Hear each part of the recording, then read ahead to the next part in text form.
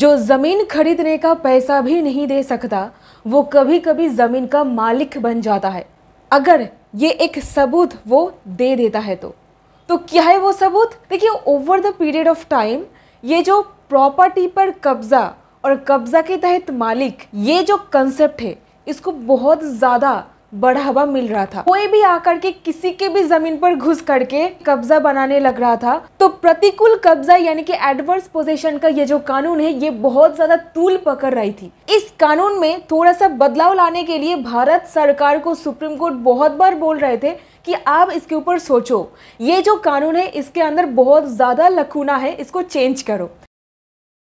तो हाल ही में एक केस सुप्रीम कोर्ट के सामने पहुंचा, जहां पर सुप्रीम कोर्ट पूरा मैटर को देखते हुए एक ही चीज बोले जो कि हर एक भारतवासी को मानना ही पड़ेगा।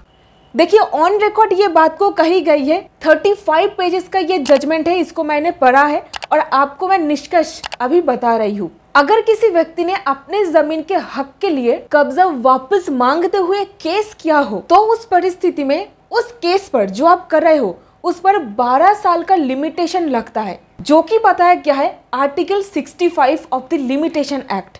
ये कानून है जो हर एक आम आदमी को पता होना चाहिए, क्योंकि एक आदमी जो बीड़ी तक नहीं खरीद पाए वो करोड़ों का जमीन का मालिक बन जाता है।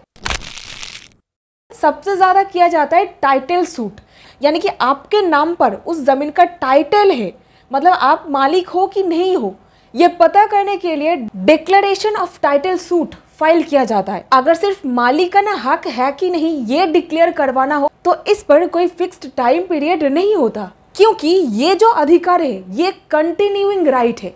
लेकिन जैसे ही आप पोजीशन मांगने लगते हो, यानी कि कब्जा हटवा करके आपके पास पोजीशन अब वापस मांगने के लिए कोर्ट को बोलते हो, उस वक्त टाइम पीरियड लागू हो जाता है। उस चीज के ऊपर आर्टिकल 65 लागू हो जाता है और वही समय के अंदर आपको केस फाइल करना पड़ता है। सो एक तरीके से आपके ऊपर रोक लग जाता है, मतलब आपको एक टाइम पीरियड के अंदर ही केस फाइल करना पड़ेगा, नहीं तो जमीन हाथ से निकल जाएगी। इस पर्टिकुलर केस में ऐसा ही हुआ था। तो अगर कोई इंसान कोर्ट में ये बोलता है कि जमीन मेरी है, टाइटल डिक्लेयर करो और मुझे वापस कब्जा भी चाहिए तो पोजीशन दो, तो उस व्यक्ति के पास 12 साल तक समय होता है केस फाइल करने के लिए, 3 साल नहीं। तो एक सबूत लाओ और वो है, अगर आपने टाइटल एस्टैब्लिश कर दिया तो कोर्ट आपको जमीन भी दिला सकता है, जब तक दूसरा व्यक्ति एडवर्स पोजीशन का प्रूफ ना दे दे। सो एडवर्स पोजीशन का प्रूफ आपको देना पड़ेगा। तो 12 साल तक आप चुपचाप बैठे हुए थे, ये साबित करना है डिफेंडेंट पार्टी को, इसका प्रमाण आपको देना है। तो एक सबूत लाओ और जमीन का मालिक बन जाओ। ये चीज सुनने में भले ही आसान लगता हो, लेकिन ऐसा है नहीं। ये एक बहुत ही ज्यादा खास लेटेस्ट रूलिंग है। यहीं पर एक सवाल आकर के खड़ा होता है कि आखिरकार ये गिनती कब से चालू होगा। मान लीजिए मिस्टर राम वो एक जमीन का लीगल मालिक है और कमला उससे बिना पूछे वो जमीन पर आकर के 1 जनवरी 2010 से कब्जा कर लेती है।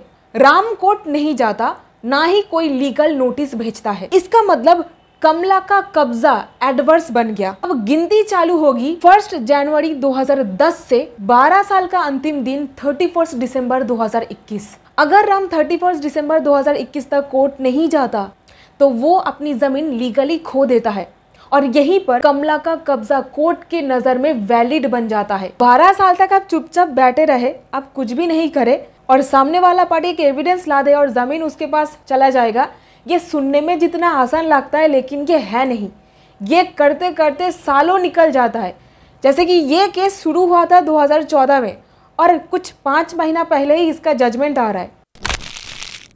अभी देखिए, एक और केस भी आया था जहां पर कुछ सेम बात ही कही गई। इस पर्टिकुलर केस में कोर्ट ने माना कि अगर आपके पास गिफ्ट डीड या लीगल टाइटल हो और आप जमीन का कब्जा मांग रहे हो तो फिर आर्टिकल 65 लगेगा। और जब मैं आर्टिकल 65 बोल रही हूँ ना, तब आप समझ लीजिए 12 साल का समय लगेगा।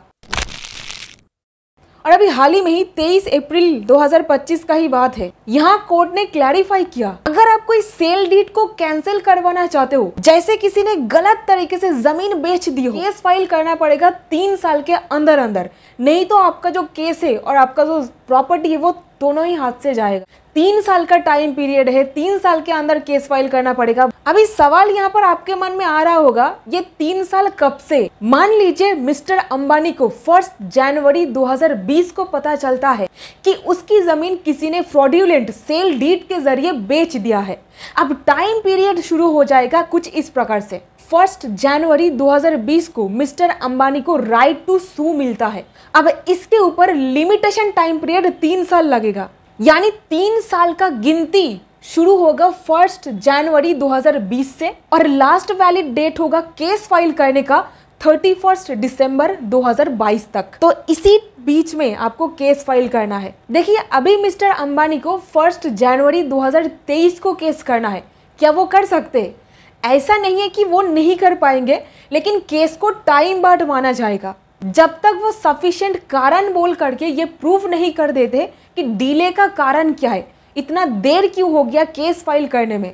तो उस परिस्थिति में डिले को कंडोन भी किया जा सकता है सेक्शन 5 में, section 5 of the limitation act में। बट ये जो कानून है ये जनरली अप्लाई होता है अपील वगैरह में, एप्लीकेशन में, लेकिन ओरिजिनल केस में अप्लाई नहीं होता है। और ये तारीख को वो जा रहे हैं, मतलब 3 साल निकल चुका है।